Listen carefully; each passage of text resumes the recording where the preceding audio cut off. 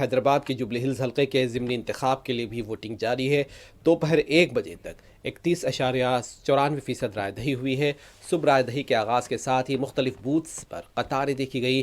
امکان ہے کہ 6 بجے تک 55 تا 60% رائے دہی کا امکان ہے۔ BRS کے رکن اسمبلی ایم گوپی ناتھ کے دیہانت پر یہ ضمنی انتخاب ہو رہا ہے۔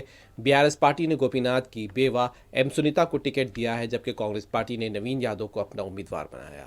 شیخ پیٹ اور بعض دوسرے پولنگ بوتھس پر صبح کے اوقات EVM میں خرابی کی وجہ سے پولنگ میں تاخیر ہوئی۔ پولیس کا وسیع تر بندوبست کیا گیا ہے۔ صبح کے اولین اوقات میں BRS اور کانگریس کے امیدواروں نے اپنے ووٹ کا استعمال کیا۔ تلگو فلم انڈسٹری سے وابستہ شخصیتوں نے بھی اپنے ووٹ کا استعمال کیا۔ حلقے جوبلی ہلز میں 55 تا 60% رائے دہی کا امکان ہے۔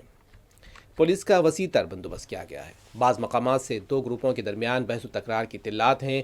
حلقے میں 2,08,000 مرد اور 1,92,000 خاتون ووٹرز بتائی گئی ہیں۔ 407 پولنگ مراکز کے من جملہ 226 پولنگ مراکز کو حساس بتایا گیا ہے۔